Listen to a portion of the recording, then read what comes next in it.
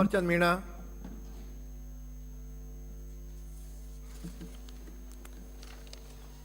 धन्यवाद अध्यक्ष महोदय। 5 मिनट में बोले विषय। सबने अपने अपने विचार रखे, कई अनुभव भी मुझे भी मिले और मैंने भी जानकारी जुटाने का कोशिश की। तो कुलपति शब्द का इस्तेमाल विश्वविद्यालय के अंदर जो प्रशासनिक अधिकारी चीफ एग्जीक्यूटिव ऑफिसर के रूप में जाना जाता है, जो एक गैर शैक्षणिक पद होता है। जो कुलपति कोई भी विभाग हो जो बन सकते हैं, और कुल गुरु का पद है जो प्राचीन काल में संस्कृत में शिक्षा देने वाले जो ऊंची जाति के लोग थे उनके लिए आरक्षित था। दूसरी बात, कुल गुरु केवल ऊंची जाति के राज परिवार के लोगों को ही शिक्षा देने का कार्य किया जाता था, और कुल गुरु शब्द केवल पुरुषों के लिए ही आरक्षित है। यदि कुल गुरु शब्द को यूनिवर्सिटी के अंदर लेके जाते हैं तो मैं ऐसा मानता हूं यह कुल गुरु महिलाओं के लिए विरोधी शब्द बन जाता है। जहां पर मैं साथ साथ में मैं भी यह भी कहना चाहूंगा, क्या उस वक्त में यह परंपरा रही थी कि राजघरानों के अंदर हो या उस पुरानी परंपराओं के अंदर ऊंची जाति के लोगों को शिक्षा दी जाती थी, तब आदिवासियों और दलितों को उन शिक्षा के माध्यम से वंचित रखा जाता था। तब आदिवासी और दलितों को जो शोषण और दमन है हम पुनः यह याद नहीं करना चाहते। और वो उस वक्त आपने कहा कि अर्जुन जैसे धुरंधर हुए थे तो एकलव्य का अंगूठा नहीं काटा होता तो शायद वो ऐसे धुरंधर भी नहीं हुए होते। ऐसे कई सारे दमन हमारे साथ हुए।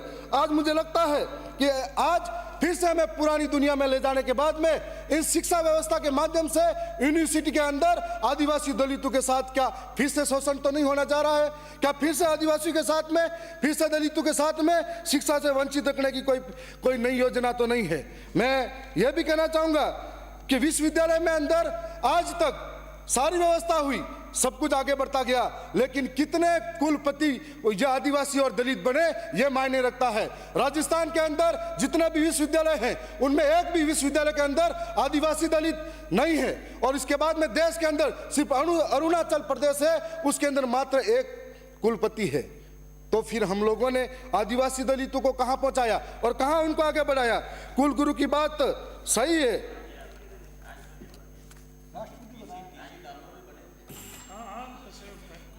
और साथ साथ में कुल गुरु वो सामंतवादी सोच है जहां पर मनुस्मृति की बातें भी होती थी।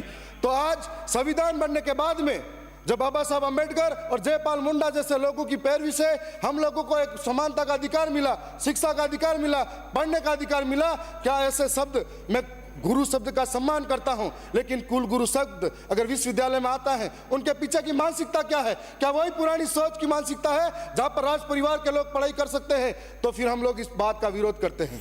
साथ साथ में यह भी कहना चाहूंगा कि दुनिया चांद पे जा रही है और हमें पुरानी कथाओं और उन छुआछूत भेदभाव और उन परंपराओं में फिर से ले जाने की तैयारी चल रही है। मैं ये माननीय अध्यक्ष महोदय में यह कहना चाहूंगा कि हमारे इलाके के अंदर आज जो आदिवासी है आर्थिक रूप से, सर 2 मिनट, आर्थिक रूप से सक्षम नहीं है। हम लोग बड़ी मुश्किल से संसाधन जुटाते हैं, पढ़ाई लिखाई करते हैं। आज उस शिक्षा के अंदर माननीय अध्यक्ष महोदय सबके साथ न्याय हो रहा है, मेरे साथ अन्याय क्यों सर? मैं सबको तो पार्टी के लिए 4 मिनट थे, मैंने 7 मिनट दे दिए। सर मैं ये कहना चाह रहा हूं कि आज उच्च शिक्षा, आज मंत्री महोदय के पास में जानकारी होनी चाहिए कि हमारे इलाके के अंदर कितने ऐसे कॉलेज खुले हुए हैं, कितने प्राइवेट कॉलेज हैं, उनकी महंगी फीसें हमारे जैसे नौजवान वहन नहीं कर पा रहे हैं। और वहां पर जो गवर्नमेंट कॉलेज है उनके अंदर प्रोफेसर है ही नहीं, 1 या 2 है जो उस व्यवस्था में लगे हुए हैं, तो बच्चों को पढ़ाएगा कौन? ऐसे वक्त में मेरे जितने नौजवान हैं एडमिशन तो ले लेते हैं और महंगी फीस जुटाने के लिए अहमदाबाद बंबई में मजदूरी कर रहे हैं। जिनके हाथ में कागज कलम होना चाहिए वो तगारी पावड़े से उस मजबूरी में बाहर कमाने के लिए घूम रहे हैं। तो मैं ये चाहता हूं कि व्यवस्था की जाए, कॉलेजों के अंदर प्रोफेसर हो, और व्यवस्था की जाए कि वहां पर हमारे इलाके के अंदर जो हॉस्टल है वो टीएडी को सौंपा जाए, टीएडी के माध्यम से उन स्टूडेंट के अंदर लाभ मिला जाए।